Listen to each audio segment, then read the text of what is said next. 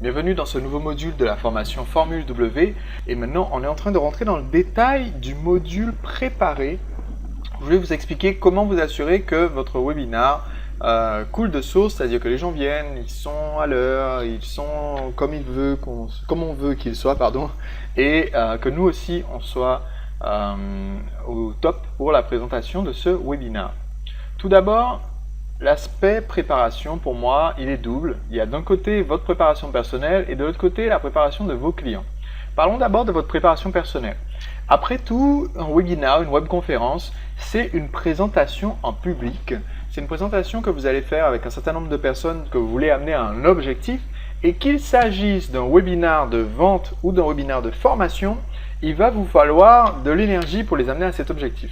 Il vous faut de l'énergie d'un côté pour les inspirer à aller jusqu'à la solution que vous proposez. Il vous faut de l'énergie pour tenir jusqu'à la fin du webinaire. Il vous faut de l'énergie pour pouvoir rebondir, réagir, être charismatique, enthousiaste.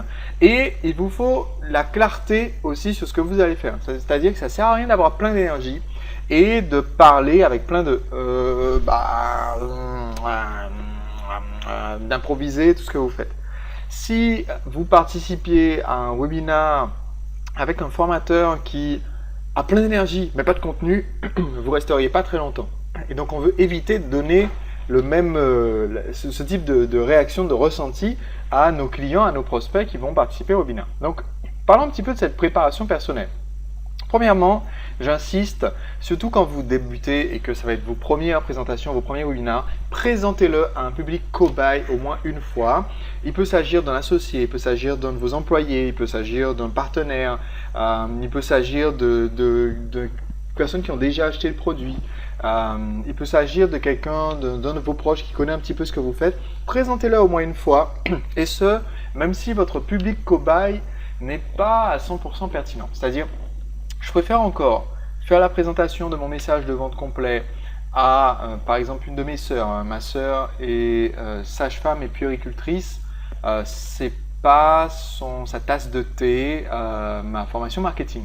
Mais elle va accepter de se prêter au jeu et d'être candidate et de suivre la conférence en direct. Donc, elle vit en Guadeloupe, je vis en France, je fais la démonstration à distance en vidéo.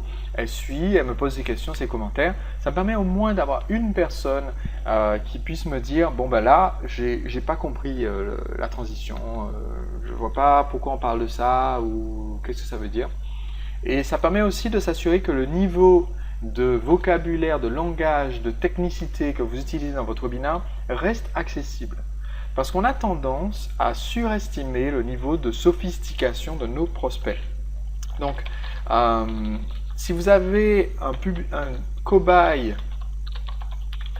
non ciblé, ça permet de rester accessible dans votre contenu. Par exemple, sur ma mailing list séduction, quand je fais un webinaire comme mon webinaire Séduire point final, j'aurais tendance à vouloir parler de choses qui pour moi semblent évidentes. Par exemple, parlons de langage corporel. Bon, le langage corporel, pour moi, ça me parle. J'ai lu des livres sur le sujet, j'ai étudié sur le sujet, j'ai enseigné des dizaines de fois. Donc pour moi, quand je vais dire juste langage corporel, je ne vais pas penser nécessairement à expliquer ce que c'est. Quelqu'un d'autre qui écoute va dire qu'est-ce que c'est? La première fois qu'on entend le mot langage corporel, on se dit bon, est-ce qu'il parle de la langue des signes? Qu'est-ce que ça peut bien signifier? Donc si je fais ma présentation face à un cobaye non ciblé, donc typiquement ma sœur sage-femme, elle va me dire écoute, là tu m'as perdu. Si je fais la présentation à ma compagne qui est institutrice, elle va me dire là tu m'as perdu. Donc quand je dis non ciblé, il faut quand même que la personne soit capable de poser des questions pertinentes. Il y a des gens, vous le verrez vite dans votre entourage, qui ne sont pas en mesure de vous donner un feedback comme vous le souhaiteriez. Moi, ce qui m'intéresse, c'est un feedback, des questions, des compléments, les points où ils n'ont pas compris.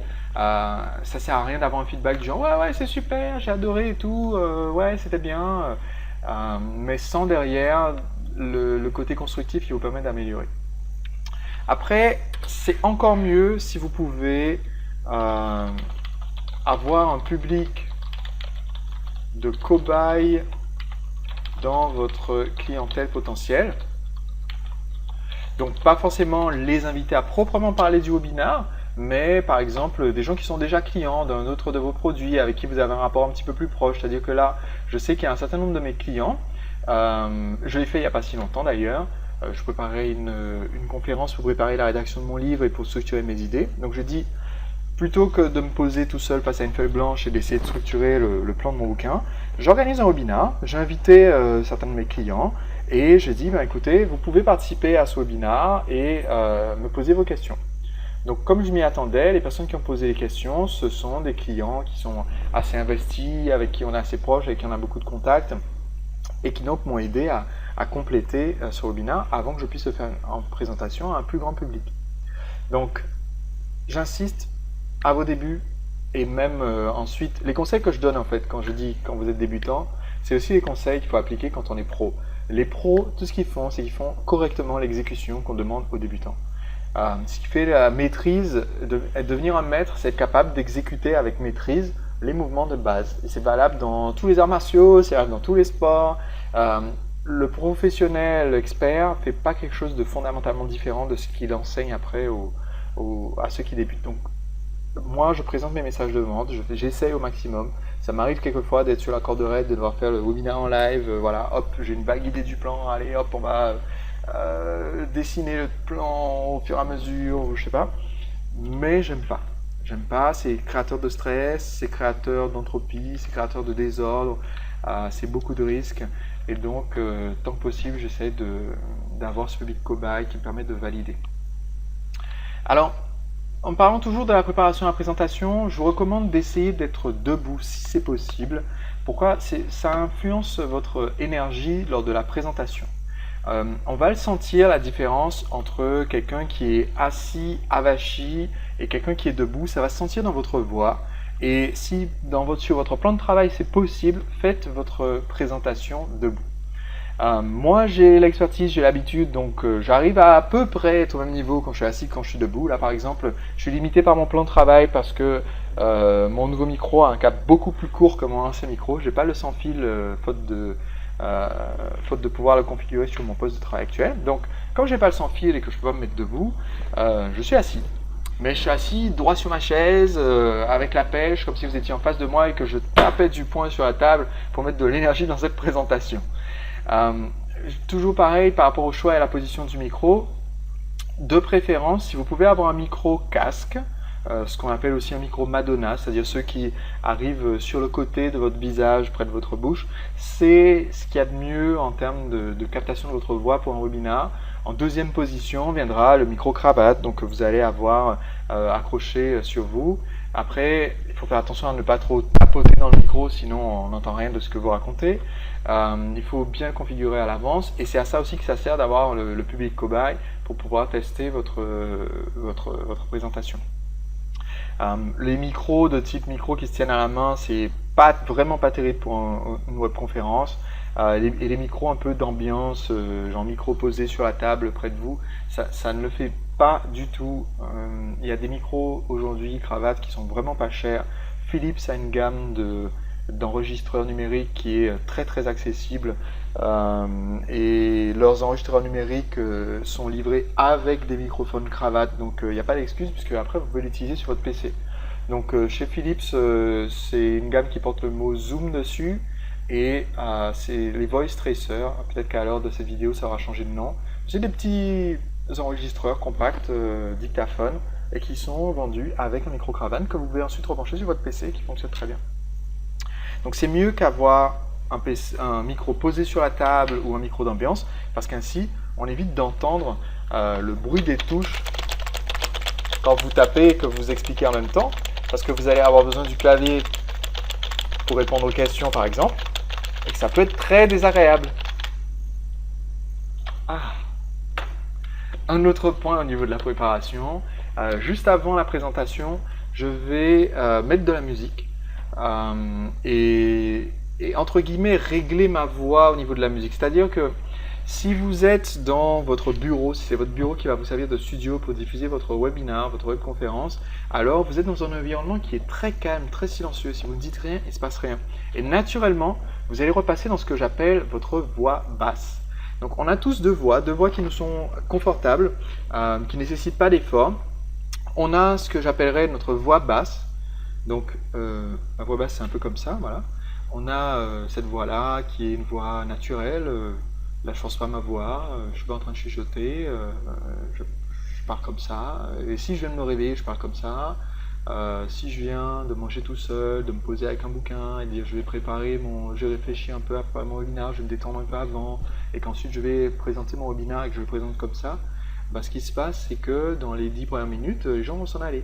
Et pour moi, pourtant, cette voix n'est pas bizarre, je ne suis pas en train volontairement de la calmer, c'est une voix naturelle. Moi je la pêche, mais je parle comme ça, parce que le milieu ambiant est comme ça. Donc le fait de mettre la musique, c'est un exercice tout simple, hein. Le fait de mettre la musique un petit peu fort à côté et de chanter la musique pendant qu'elle est en train de jouer, fait qu'on va retrouver sa voix. Voilà. Après avoir écouté 3 minutes de ma chanson, automatiquement, après avoir chanté la chanson à voix haute, tout seul dans mon bureau, ce qui pourrait avoir l'air bizarre, mais comme il n'y a personne pour me voir, c'est impeccable. Je vais repasser dans ma voix haute. Et encore une fois, c'est pas une voix sur laquelle je force. Donc là, cette voix que je suis en train d'utiliser, je pourrais l'utiliser pour présenter pendant des heures et des heures et des heures et des jours et des jours.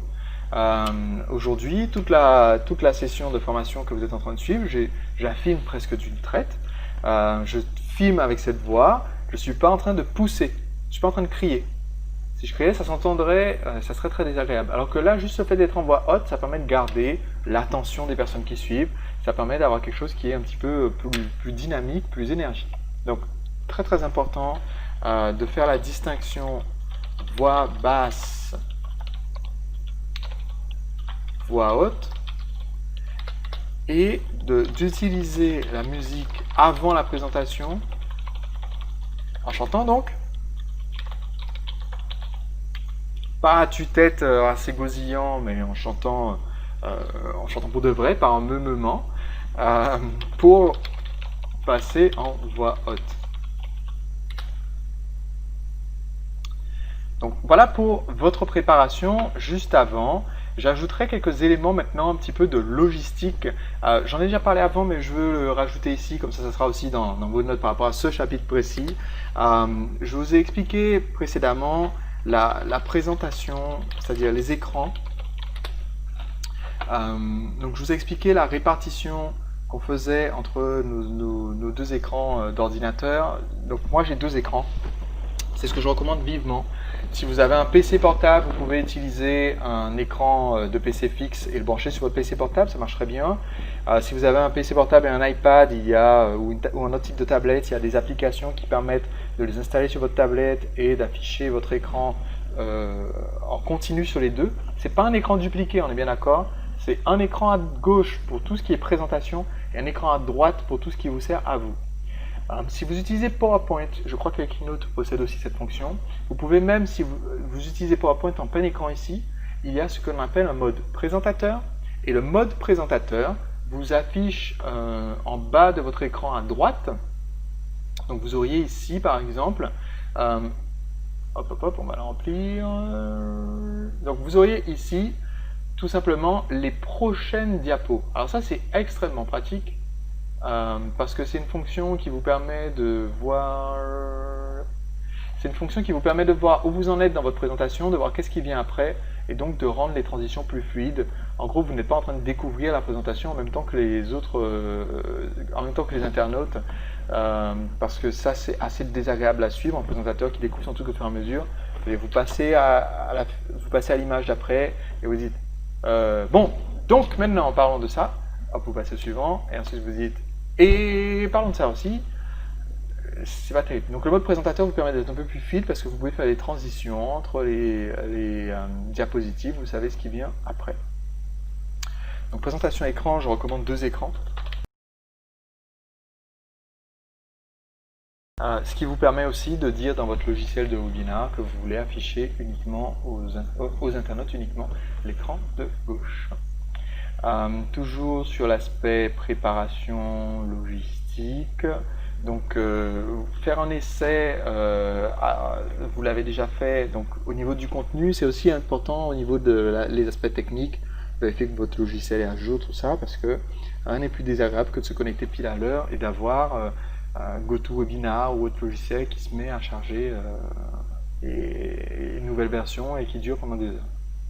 Vous utilisez des webinars pour créer des contenus de formation. Essayez de faire en sorte que le contenu présenté dans le webinar soit ce que j'appellerais le contenu stratégique. Le contenu stratégique, c'est-à-dire celui qui ne va pas vieillir, et le contenu non stratégique, c'est-à-dire technique ou tactique, comme la liste de matériel ou bien les dernières actus ou des choses comme ça, soit livré autrement que dans votre webinar, et comme ça vous pouvez vous resservir du webinar et des vidéos, etc. pendant longtemps. Maintenant, parlons de la préparation de vos clients, parce que, après tout, ils se sont inscrits, mais pour le moment, ce sont encore des prospects, allez, faiblement tièdes. Donc, à l'avance, on va leur annoncer le plan du webinar et les bénéfices. C'est-à-dire ceux qui vont gagner à venir et un petit peu comment ça va être structuré et des bénéfices. Donc je vais vous donner un exemple tout simple. Par exemple, ça c'est un message d'octobre 2010 qu'on avait utilisé pour le tout premier webinar que j'ai présenté avec Aurélien. En fait, c'était Aurélien qui était l'interviewé du webinaire. C'était pour sa liste. Mais comme j'intervenais en tant que consultant, c'est moi qui vais rédiger donc, les mails, etc. Voici un exemple, c'est tout simple. Bonjour, prénom. Ici Aurélien Macaire. Donc bonjour Jacques, ici Aurélien Macaire. Je mets ensuite en description l'idée d'attente pour la séance d'interview en direct ce samedi à 14 h. Donc il existe un format de webinar qui est le webinar interview. C'est peut-être le plus simple à créer si vous avez une autre personne sous la main pour vous interviewer ou une personne sous la main à interviewer.